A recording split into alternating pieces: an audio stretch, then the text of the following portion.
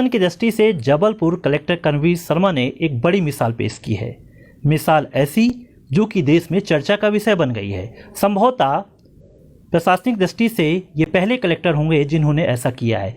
जी हाँ, स्वयं को पनिशमेंट दिया। शिकायतों का अंबार जिस तरह से लग रहा था उसमें कहा कि मैं खुद सैलरी रोकूंगा और जो इसके जिम्मेदार कर्मचारी है उनकी सैलरी भी रोकी जाएगी। असर भी इसका दिखा, जिससे कि पेंडेंसी कम होने लगी, सुशासन स्थापित होने लगा। हालांकि जबलपुर में बेहतर काम चल रहा है, लेकिन ऐसे कड़े निर्णय लेने पड़ते हैं। कलेक्टर जबलपुर कर्मवीर शर्मा हमारे साथ मौजूद हैं, उनसे बात करते हैं।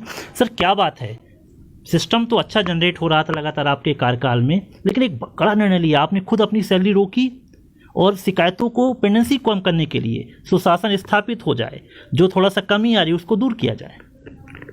देखिए, माननीय मुख्यमंत्री जी के और मध्य प्रदेश शासन के माननीय मुख्यमंत्री जी की ये मंशा है कि सुशासन स्थापित हो और जनता की जो इश्यूज़ हैं, डे टू डे के जो इश्यूज़ हैं या शिकायतें हैं, उनका फास्ट डिस्पोजल हो, संवेदनशीलता के साथ में हो।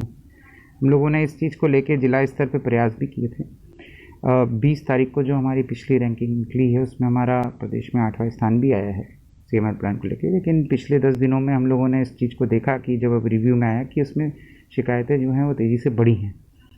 तो अधिकारियों के प्रति संवेदनशीलता और अधिकारियों की जनता के प्रति संवेदनशीलता और बढ़े, और साथ साथ में उनका वो अपना पदीय दायित्व के साथ साथ में नैतिक दायित्व भी समझे कि उसका फास्ट डिस्पोजल हो और संतुष्टि के साथ डिस्पोजल हो, निराकरण उसका जो है वो तेज़ी से हो और संतुष्टि के साथ में हो। ये हम लोग चाह रहे थे, उसी क्रम में ये निर्णय लिया है। चूँकि उनका पदीय दायित्व है और मेरा नैतिक दायित्व है कि हमें उन समस्याओं का समाधान जो कि हो सकती है, निराकरण हो सकता है जिनका, और जो जेन्युइन है उनका हम निराकरण फास्ट ट्रैक पे करें। उसका आधार हमने सीएम हेल्पलाइन को भी बनाया है और अभी इसका असर भी होना शुरू हो गया है।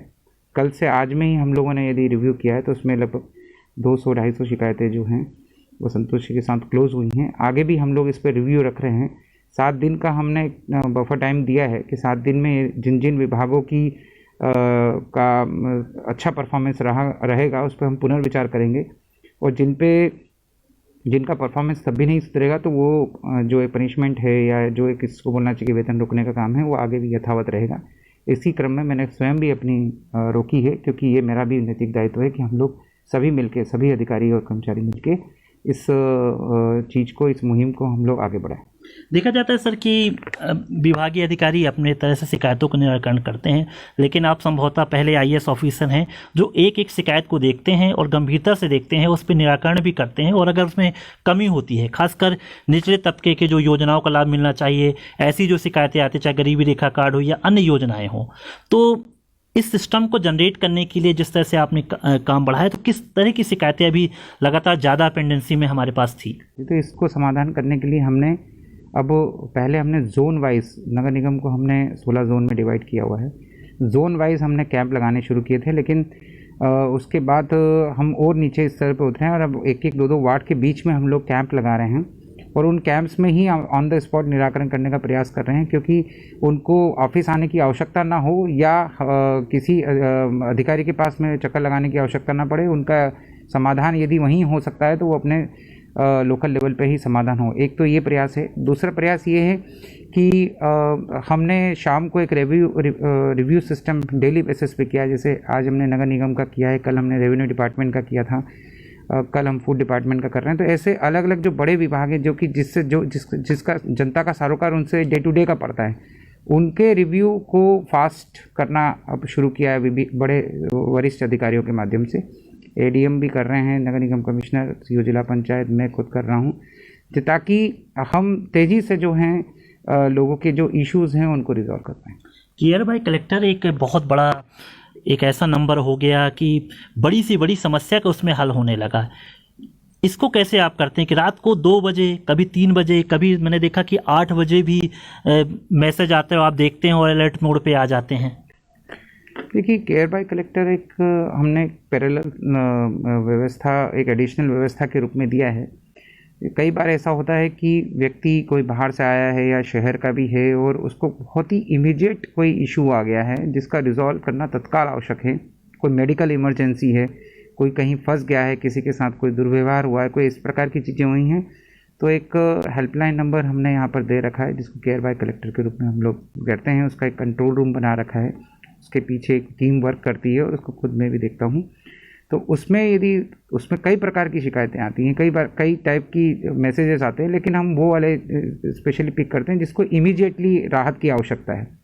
तो वो हम लोग हमारी फिर टीम जो है उस पर पैरेलली वर्क करती है और जब तक कि उसको वो राहत नहीं मिल जाती तब तक उसको परस्यू भी करती है। तो ऐसे सैकड़ों की संख्या में अभी पिछले कई महीनों से ये गतिविधियां चल रही हैं और सैकड़ों की संख्या में हमने राहत देने की कोशिश की और ये हमारा पदी दायित्व है, ये हमारा नैतिक दायित्व भी है और पदी दायित्व भी है, जिसका निर्वहन हम अलग अलग चैनलों के माध्यम से कर रहे हैं, जिसमें केयर बाय कलेक्टर भी शामिल है। सर, इतनी व्यस्तता के बावजूद केयर बाय कलेक्टर में नंबरों को देखना, मैसेज को पढ़ना और खासकर स्टाफ इतना वो नहीं होता। कोई कई ऐसे मामले इतने गंभीर आते हैं, जैसे किसी अस्पताल में कोई बीमार है, उसको बंधक बना लिया गया, रात को फ़ोन करा, किसी को मेडिकल में भर्ती कराना है, कितना मुश्किल हो जाता है सर एक पैरेलल जो केयर बाय, क्योंकि आप फ़ोन अटेंड करते हैं, सभी को नहीं मिल पाता, लेकिन ये पैरेलल जो सिस्टम आपने जनरेट किया, और मुझे लगता है कि कई लोग आपके पास आ नहीं पाते हैं और उसके बाद मोबाइल से ही सॉल्व हो जाती है उनकी समस्या।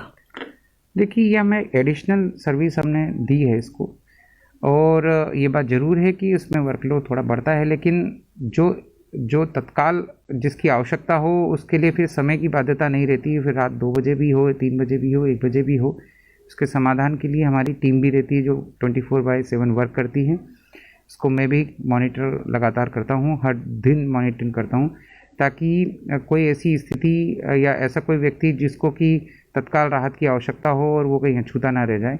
उद्देश्य यही है, जैसा कि मध्य प्रदेश शासन का उद्देश्य है और माननीय मुख्यमंत्री जी का उद्देश्य है कि भाई हर व्यक्ति को उसका राहत मिले, हर व्यक्ति को कोई समस्या हो तो उसका तत्काल समाधान होने का प्रयास किया जाए, और जो गंभीर प्रकार की समस्या हैं उसको सीनियर अधिकारी पर्सनली उसको देखे, तो उन्हीं के निर्देशों का पालन और उनकी मंशा के पालन करने के लिए हम लोग कार्य कर रहे हैं। तो जाहिर सी बात है, जबलपुर कलेक्टर करणवीर शर्मा जो कर रहे हैं एक अलग ही सिस्टम जनरेट कर रहे हैं, और इस सिस्टम को अगर पूरे प्रदेश में लागू कर दिया जाए और इसी सिस्टम से हर एक IAS अधिकारी काम करे तो लोगों की समस्या का सीधा समाधान होगा और लोगों को ये विश्वास हो जाएगा कि अगर अमुक अधिकारी मेरी नहीं सुन रहा है तो उसका वेतन रोका जा सकता है और उसको पनिश किया जा सकता है। तो एक नया सिस्टम जो ये जनरेट हो रहा है जबलपुर में, जाहिर सी बात है आम लोगों के लिए राहत की खबर है। जबलपुर से कैमरा पर्सन संदीप मनवाए के साथ विवेक तिवारी, पंजाब KCTV, जबलपुर। हमसे जुड़े रहने के लिए हमारे YouTube चैनल को सब्सक्राइब करें और नई वीडियो की नोटिफिकेशन के लिए बेल आइकॉन को दबाएं। अगर आप ये वीडियो Facebook पर देख रहे हैं तो लाइक जरूर करें और ज्यादा से ज्यादा शेयर करें। धन्यवाद।